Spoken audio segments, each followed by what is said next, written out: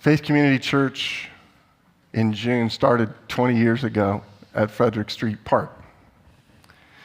And probably 3 months into it, we were at the Rio Theater for about 4 years, and then we moved into this building after that. And it's been a fun ride, and good things have been happening.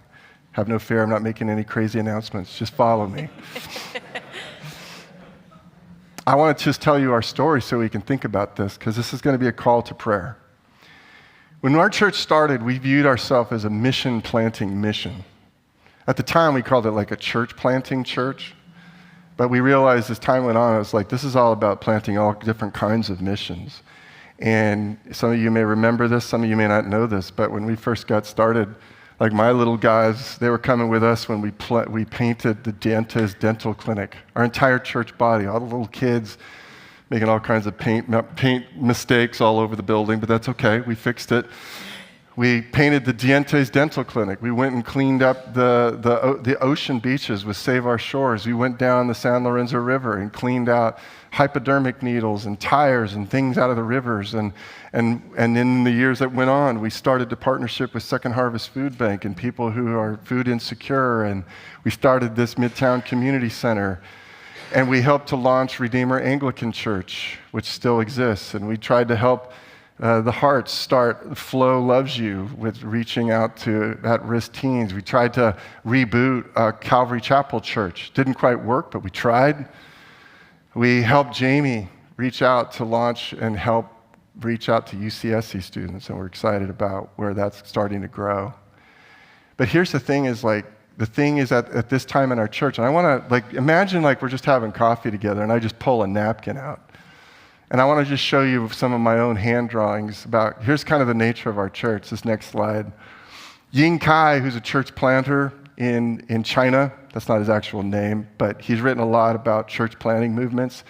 He says, how do you take a group of people who are meeting together to have Bible studies and whatever, and then go, are we actually a church? And one of the things that he does is he says, what we should do missiologically to understand, are we a church? You draw kind of like a dotted circle, which is kind of are we going to covenant together? And then you have a cross, that's that one picture there, with a line, and you fill in how many people are followers of Jesus. And I just put in over that line, that's about how many members we have at our church. And then you start to kind of look at what are the things that make you a missiological church. Baptism, that's a drop of water. The Bible, is the Bible taught? Do you guys celebrate communion? That's supposed to be with my sketch, a loaf of bread. Fellowship together, is there giving? Is there prayer together? Is there praise together? Is there a multiplicity of leaders? And do they have smiles on their faces? And is there evangelism going out into the community? And that's been true about our church for a really long time, but we've hit an interesting season, and I'm going to show you this next slide. All the stuff's in the circle, friends, except go. We are no longer, by strict missiological definition, a church. And so if I go to the next slide, go means a collective activation in both come and see, inviting people to come and see, as well as go and show or share the gospel. Now, I'm not saying that it's not happening within you as individuals. The key word here is collective. And we've kind of lost it. And I've just ran into another kind of interesting, sobering fact that the average in the West, the average life trajectory of a church is 50 years. Meaning, here's what's typically happens at about year 20, 25. Is the church is young, we're vibrant, we're all about the go. And then as we get older and we have kids, the mission becomes, how do we serve ourselves? And we're right in that interesting kind of moment in the life of this church. And so as a result of that, we want to talk about it openly. And so here's what I want to show you. Is starting this week, I don't know if you knew it, but this week is Ash Wednesday. And our elders are wanting to ask our church, we don't want to come up with a big, bold plan, because here's what will happen. If I go, our big, bold plan is we're going to do X in our community, and all of you all, with all the thin margins we have, are going to go, yay, Andy, go do that. Right? So we're like, we don't want to do that.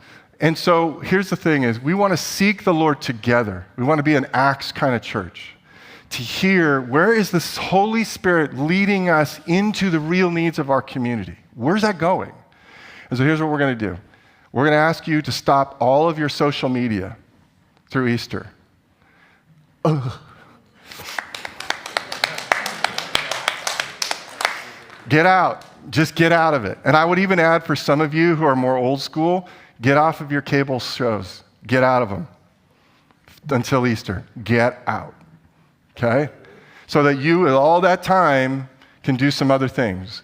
So stop all social media until Easter. And then after Easter, you and Jesus can have a conversation about how much you would think you need to preserve that. And then the next thing is we want to encourage you to do one-day fasts with us every Wednesday coming up. Now, we're going to send you a prompt this week that'll tell you if you medically need to take food with medications and things like that, don't fast with us. But do the best that you can to join us every one of these Wednesdays. And then finally, I think that's it. So we're going to be sending, if you're an attender or you're a regular, a member of our church, we'll send you a prayer prompt every week. And what we're going to do in the weeks during Lent, because we're entering Lent on Ash Wednesday, during community life, we're going to have open mic. What's the Spirit telling you? Where's God taking this church?